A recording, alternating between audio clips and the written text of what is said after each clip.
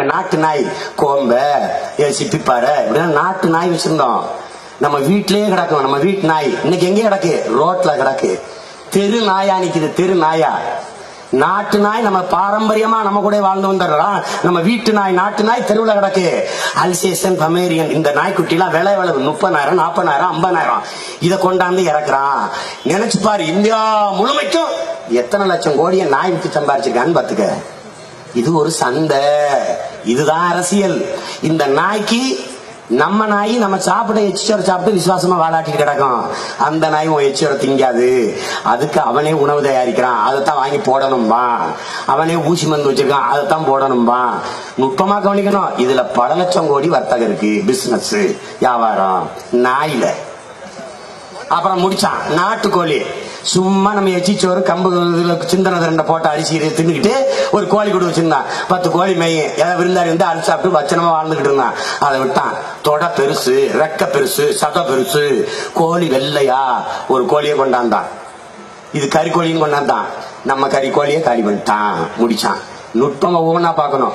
வெண்மை புரட்சின்னு கொண்டாந்தான். எது?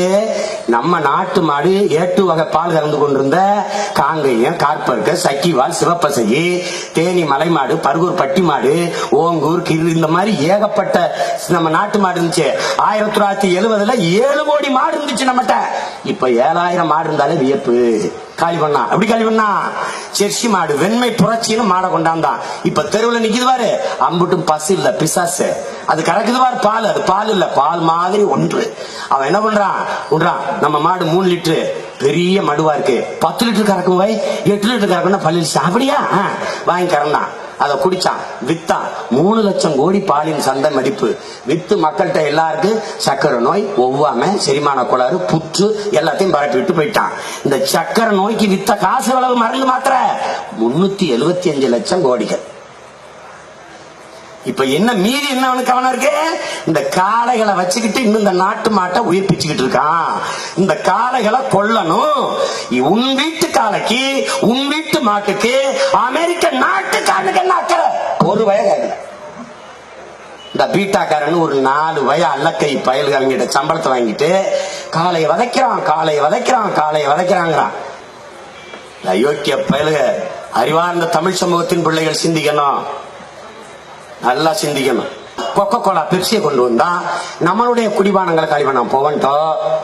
இந்த பொவன்டோ காலி பண்ணா, கரும்பு சாரை காலி பண்ணா, நொங்க காலி பண்ணா, இளநீரை காலி பண்ணா. எதன் பொருட்டும் கலப்படம் செய்ய முடியாத ஒரு இயற்கை உனக்கு ஒரு குடிபானம் வந்திருக்கு. இளநீர், நொங்கு, பதநீர் இருக்குது, கரும்பு சாறு இருக்குது. அதை குடிக்கல.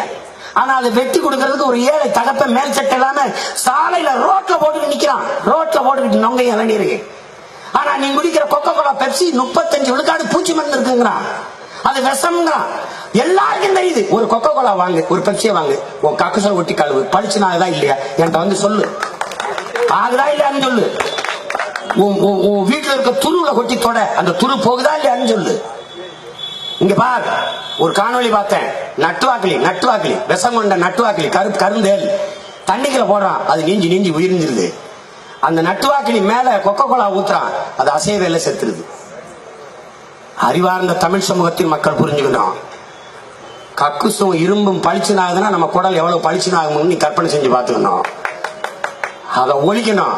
ஆனா அந்த கொக்கோ கோலா நமது குடிபானங்களை, நமது தேசிய குடிபானங்களை ரோட்ல தள்ளி வீணாக்கினா. நுட்பமா கவனி. நீ கொக்கோ கோலாவை குனிஞ்சு குடிக்கிற. குனிஞ்சது உன் தலை மட்டும் இல்ல, உன் இனமும் உன் தன்மானமும் சேர்ந்துதான் குனியுது. நீ இளநீரை வெட்டி அண்ணாந்து குடிக்கிற. நிமிர்ந்தது உன் தலை மட்டும் இல்ல, உன் இனமும் அதன் மானமும் தான் நிமிர்ந்து. நீ மாற்று. இன்னையிலிருந்து உறுதி எடுத்துக்க. கொக்கோ கோலா பெப்சி நான் ஒண்ணு கடிச்சிட்டு கக்குசுல கூட ஊத்த மாட்டேன். தூக்கி தூர போடு. வம்படியா போய் இளநீரை குடி, நொங்க குடி, கரும்புச்சாறு குடி, பழச்சாறு குடி. உன் முதலாளிய வாழவை, ஒரு ஏழை விவசாய வாழவை. நீ உணவகத்துக்கு போ, வாழை இலையில சோறு போட்டா சாப்பிடு. நீ நெகிழித்தால சோறு போட்டா எந்திரிச்சு வந்துடும் அந்த கடையில, சாப்பிடாத. நீ செய்யற இந்த மண்ணுக்கு மக்களுக்கும் செய்யற ஒரே நல்லதுன்னா அதான் நெகிழித்தால சாப்பிடாத.